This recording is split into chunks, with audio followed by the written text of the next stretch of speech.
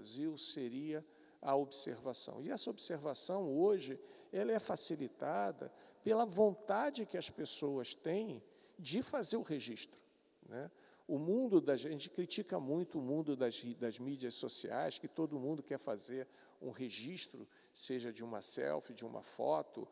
No mundo das aves, é o Wikiaves, o Merlin, né? Que é aquela coisa de postar e brincar de Pokémon. Quantos Pokémons a gente tem? Fiz mais um, fiz um Lifer. E isso é uma grande vantagem do ponto de vista estatístico, porque isso é um registro. Então, a primeira sugestão seria pensar um sistema informacional onde o indivíduo que está fazendo a trilha, espontaneamente identifique. E aí eu vou fazer uma coisa meio bizarra. A gente está tentando fazer isso com o Wikiaves. Eu suponho que a maioria conhece, não conhece, provavelmente bota lá o Wikiaves, é super fácil de ver. Um sistema semelhante ao que a Márcia colocou, mas não com foco em saúde, mas em espécie de aves, onde a pessoa chega lá e coloca as aves que viu. Isso tem hoje um material importante para quem faz estudo, em particular espécies migratórias, né, porque você tem o acompanhamento, já tem vários estudos. Teve Nyctorax aqui, não sei qual que foi, mas uma dessas aves noturnas, o bacurau, descobriu-se padrões de migração pelo padrão de registro das aves. Você começa a acompanhar com mais facilidade. Mas, do ponto de vista de um cientista social, no meu caso, é também uma oportunidade para observar o observador. Então, toda vez que alguém registra uma informação, registra que eu sou do Rio de Janeiro, eu estou no Pantanal, né, tirando foto, e eu estou marcando que eu fui ao Pantanal e tirei uma foto de ave. Não necessariamente eu fui ao Pantanal para observar a ave, não necessariamente eu fui a um determinado local para fazer a trilha, mas estando naquele local eu fui à trilha. Isso é uma informação. E, a partir daí, você começa a dimensionar o potencial disso. Qual é o alcance que isso tem? Tá? Eu sei que nem todo mundo aqui é fã de fazer listas, né? Mas não precisa fazer a lista, precisa simplesmente marcar, dar informação. Oi, eu estou aqui, eu estive aqui. E se puder informar um pouquinho mais, e isso, por exemplo, o Wikiaves está fazendo agora, estive aqui guiado por. Essa informação do guiado por é extremamente importante, porque ela já começa a fazer uma conexão com uma atividade profissional associada a isso. Então, qual seria o ideal? Por um lado, fazer o levantamento pelo lado da demanda da trilha, seja algum sistema, algum Wikitrilhas da vida, de preferência que não seja redundante, ou seja, que já seja conectado com outros sistemas informacionais, nos quais você já tem, o cara faz um único registro e já vai para todo mundo. Por exemplo, no Wikiaves, já ter o ponto de localização da trilha, já colocar a trilha pré-estabelecida no sistema de georreferenciamento, porque o cara, gostando ou não, ele está numa trilha, né? Então, eu estou aqui na Tijuca, eu estou na Transcarioca, eu estou tirando uma foto, eu não estou fazendo a Transcarioca inteira, mas eu estou num trecho dela, e a partir daí a gente fazer esse registro.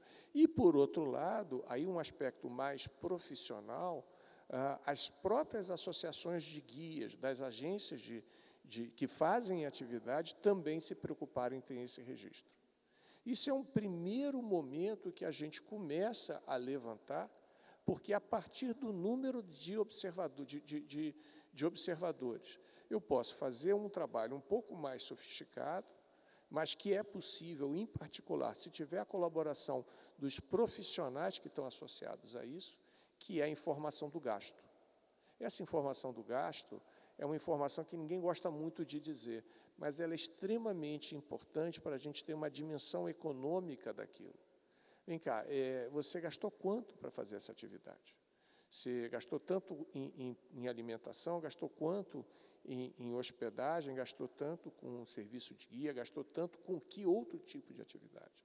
Porque, a partir desses dois números, o número de observadores e o número de gasto, o gasto médio, isso, obviamente, você faz de forma amostral. Você não vai pedir para todo mundo, mas se você tiver, pelo menos, alguns estudos básicos de padrão de gasto de visitação, que pode ser, inclusive, em unidade de conservação, a gente pode, é fácil fazer uma manipulação para aproveitar essa informação, a gente começa a ter um tamanho econômico que isso gira.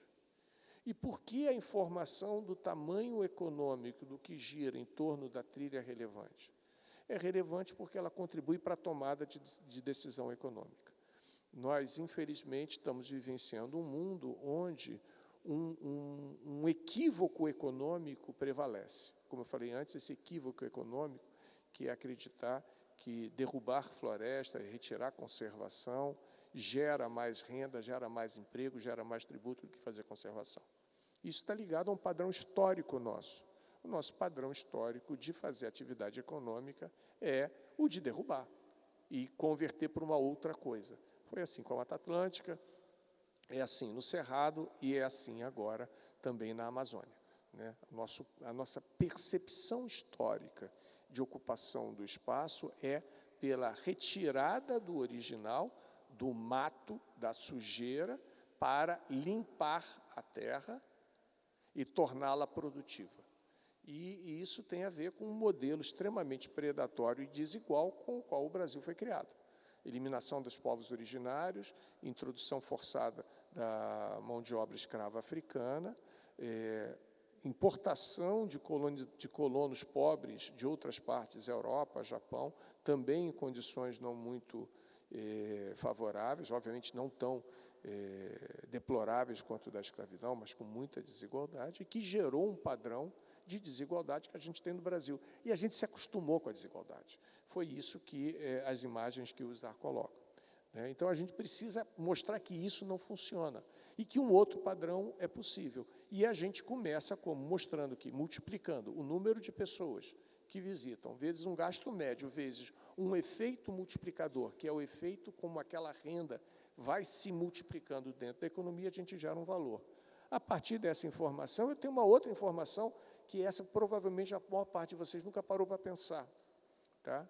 É a informação tributária. Essas atividades que eu falei para você, hospedagem, alimentação, serviços de guia, elas, em tese, são tributáveis. E o imposto que incide sobre essa atividade chama-se imposto sobre serviço. O imposto sobre serviço é um imposto municipal, ele vai direto para o caixa da prefeitura. Se eu tiver uma informação estruturada de quanto aquela trilha gera de atividade, eu posso ter também uma informação estruturada de quanto aquela trilha está colocando no caixa da prefeitura. E aí a minha conversa com o prefeito é diferente. Eu estou dizendo, olha, prefeito, essa atividade aqui está gerando tanto de renda, e a partir disso a gente consegue, por uma relação emprego-produto, uma estimativa de quantas pessoas empregadas, e a gente também começa a colocar isso, também está gerando efeitos tributários positivos. Fazer trilha, na verdade, aumenta a arrecadação e melhora a condição fiscal do município. Não sei se vocês já tinham parado para pensar nisso, tá? Mas a gente tem uma tradição de ignorar isso. Então, esse tipo de avanço, ele é fundamental. E, posteriormente, a gente pode pensar também em outras características, como foi colocado aqui. A presença humana próxima à natureza melhora a saúde humana. Aí tem uma série de trabalhos empíricos, as relações teóricas ainda são, não vou entrar aqui na área da Márcia, pergunta para a Márcia, ela vai entender melhor do que eu, mas empiricamente já não há discussão. Quanto mais você aproxima o ser humano para a natureza, ele melhora a sua saúde. Em função disso, você pode, inclusive, estimar o quanto de gasto de saúde deixa de ser evitado, porque aquela pessoa está numa situação de saúde melhor, porque ela está melhor colocada no seu ambiente. Esse é um dos exemplos possíveis de quanto que a atividade física associada à própria caminhada traz em relação a isso. Então, são diversas possibilidades que a gente tem de ganho econômico, mas para a gente começar essa conversa do começo, né, bem do início, a minha proposta para vocês, do ponto de vista de uma estruturação, de um guia técnico, de como lidar com isso, seria a contabilização de pessoas que praticam essa atividade. Nós estamos falando de quantas pessoas? E aí, por favor, o número correto.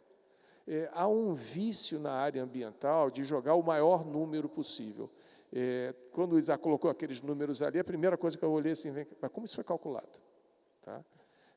Porque número, eu posso dizer o número que vocês quiserem. Eu crio metodologia para qualquer número. Tá? É fácil inventar número. O importante é um número que faça sentido. Então, se pensar uma metodologia que faça sentido, números que sejam confiáveis, de volume de atividade, dimensão econômica dessa atividade, localização dessa atividade. Por quê? Porque se essa atividade ocorre num município de baixa renda, o efeito multiplicador vai ser muito mais importante do que eu discutir o efeito da visitação, por exemplo, numa trilha no coração da cidade do Rio de Janeiro, como é o caso da Tijuca. Então, todos esses elementos são importantes.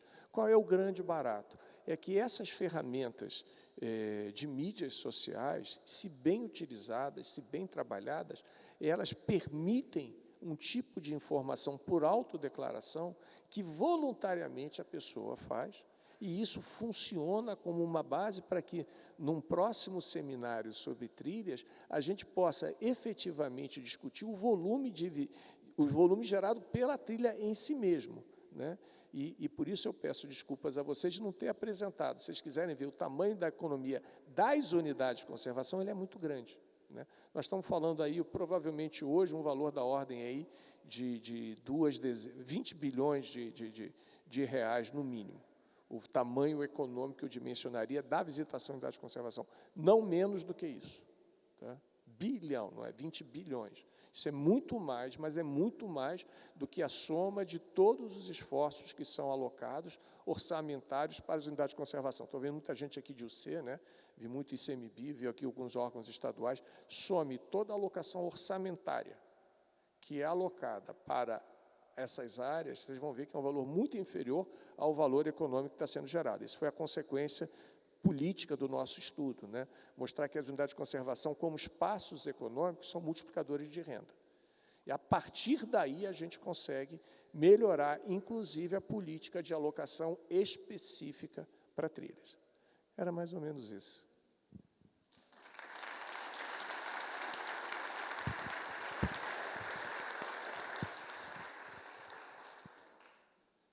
Enquanto elas trazem as perguntas, teve perguntas? Não?